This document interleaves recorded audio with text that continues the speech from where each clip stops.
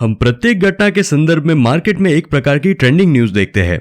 ये ट्रेंड है event based stock recommendations. जैसे दिवाली आती है इसीलिए दिवाली स्टॉक, आईपीएल क्रिकेट आता है इसीलिए आईपीएल स्टॉक, फेस्टिवल आता है इसीलिए फेस्टिवल स्टॉक, वैलेंटाइन डे आता है इसीलिए वैलेंटाइन डे स्टॉक। कुछ मीडिया और सोशल मीडिया प्लेटफॉर्म्स में हम एक इवेंट के आधारित स्टॉक रिकमेंडेशन करने वाले कुछ आर्टिकल्स को देख सकते हैं। हालांकि मैं इस तरह की चीजों में विश्वास नहीं करता हूं और आपको भी सलाह देता हूं कि आप भी ना करें। दूसरी ओर दिवाली या फिर दशहरा से लेकर दशहरा तक अगर आप रिटर्न्स या सीएजीआर की कंपैरिजन एक टाइम लिमिट में करना चाहते हैं तो आप कंपैरिजन कर सकते हैं। लेकिन अगर आपको लगता है कि इवेंट के कारण शेयर की प्राइस एक साल तक बढ़ जाएगी तो ये बहुत गलत है। फेस्टिवल्स कभी कभी शॉर्ट टर्म पर कुछ प्रभाव दिखा सकते हैं, लेकिन वो एक वर्ष तक स्टॉक या किसी कंपनी पर कोई इंपैक्ट नहीं दिखा सकते। रिसेंटली एक न्यूज टेलीकास्ट हो जाता है। ये रिटर्न कंपेयरिंग डेटा है। इसमें हम पिछले एक साल यानी पिछले 2022 दिवाली से दिवाली 2023 में डिफरेंट इंडेक्स और फंड्स के रिटर्न्स की कंपैरिजन देख सकते हैं। अगर हम पहले देखें तो निफ्टी इंडेक्स दिया है कि इसने पिछली दिवाली से अब तक लगभग 12% सीएजीआर रिटर्न दिया है।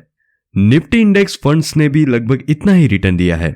दूसरी तरफ स्मॉल कैप फंड्स के पिछले एक साल में एचडीएफसी म्यूचुअल फंड्स ने उन्हें सबसे अच्छा रिटर्न दिया है, 32% का रिटर्न मिला है।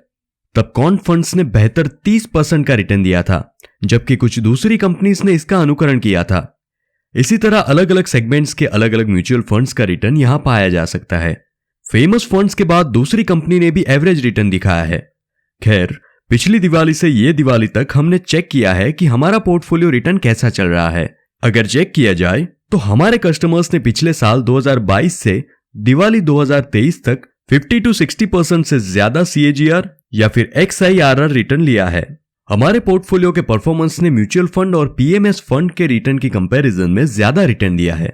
हालांकि हमने दूसरों की कंपैरिजन में बेहतर परफॉर्मेंस किया है। अदरवाइज यहां मेरा इंटेंशन ये कहने का नहीं है कि हम दूसरों से बेहतर है। यहां मुझे जो बात कहनी है वो ये है कि 2022 में कई लोगों ने ऐसा प्रिडिक्ट किया था कि 2023 में मंदी आएगी और मार्केट में गिरावट आएगी। यहां तक कि हमारे कुछ इन्वेस्टर्स ने 2022 के समय और 2023 की शुरुआत में भी अपने शेयर बेचे हैं। कुछ लोग हमारे एडवाइजरी सर्विस से बाहर निकल गए हैं। हमने भी इसी तरह के मुद्दों का सामना किया है। लेकिन जिन लोगों ने हमारे साथ एक साल तक इन्वेस्ट किया और वेट किया, उन्होंने 50% रिटर्न बनाया है। पूरे मार्केट में यह सबसे अच्छा रिटर्न है और यहां तक कि पिछले एक वर्ष में रियल एस्टेट रिटर्न के साथ कंपेयर करने पर भी इसका रिटर्न हाईएस्ट है। और पिछले 3 से 5 वर्षों के लिए हमारे पोर्टफोलियो का एवरेज रिटर्न्स भी पूरे इंडियन मार्केट में सबसे अच्छा है। यहां एक अलग मामला है। यहां मैं केवल पिछली दिवाली से इस दिवाली के समय में आए रिटर्न्स के लिए चर्चा कर रहा हूं। प्लीज नोट, लेकिन किसी को भी कभी यह कहते हुए गारंटी नहीं देनी चाहिए कि रिटर्न ऐसे ही आएगा। यह सेबी के नियमों के खिलाफ है। शेयर मार्केट में रिटर्न या परफॉर्मेंस समय समय पर डिफरेंट हो सकता है।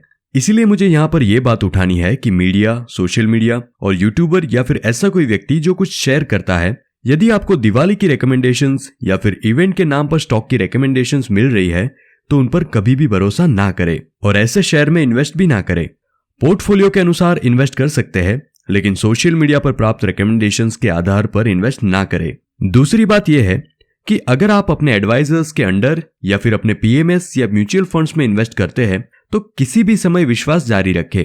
बहुत सारे लोग ये देखकर शेयर मार्केट में आते हैं और ऑब्जर्व करते हैं कि आज हर कोई इन्वेस्ट कर रहा है। अगर उन्हें कुछ नेगेटिव न्यूज मिलती है तो वो मार्केट से बाहर हो जाएंगे। वो वैसे ही होते हैं, लेकिन ट्रस्ट या रिस्पेक्ट को कंटिन्यूटी के रूप में नहीं रखते।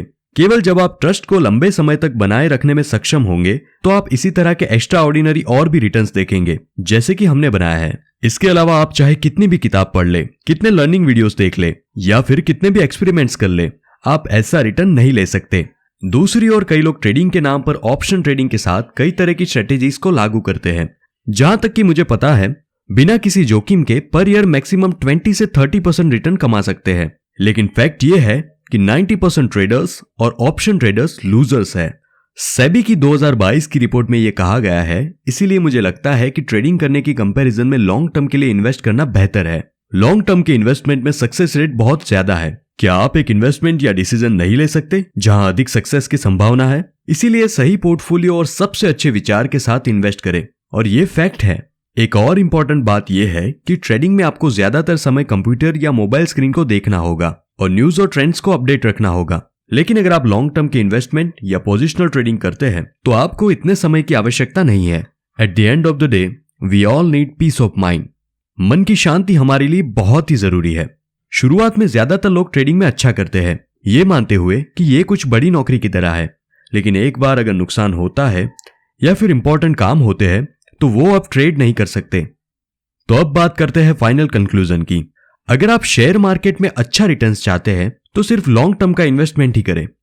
यदि आपके पास स्टॉक सिलेक्शन और ऑब्जर्वेशन के लिए इतना समय नहीं है तो आप सिर्फ म्यूचुअल फंड्स, पीएमएस या फिर सेबी रजिस्टर्ड एडवाइजरी कंपनी से सपोर्ट ले सकते हैं, लेकिन फ्री टिप्स के आधार पर स्टॉक ना खरीदें। यदि आप चेक करना चाहते हैं तो उनकी रिकमेंडेशंस के CAGR की जांच करें और यह भी देखें कि आपके अपने इन्वेस्टमेंट डिसीजंस में कितना XIRR या CAGR आता है, क्योंकि मिनिमम 25% CAGR अच्छा है और यह मैंडेटरी है। यदि आप अपना CAGR जानते हैं तो कृपया नीचे कमेंट करें, क्योंकि पिछले 3-4 सालों में भी बुल रैली में कई लोगों ने कोई वापसी नहीं की। सबसे बुरी बात यह है कि उन्हें लाखों करोड़ों का नुकसान हुआ। नीचे कमेंट करें अगर आपको लगता है कि मैंने जो बात कही वो सच है। और इस वीडियो को देखने के लिए आपका बहुत बहुत धन्यवाद। अगर आपको मेरे द्वारा बनाए गए पॉइंट्स पसंद आए हैं तो कृपया इस वीडियो को लाइक करें, इस वीडियो को अपने दोस्तों और परिवार के साथ शेयर करें। मैं हूं आपका दोस्त सत्य संतोष। सत्यमेव जयते।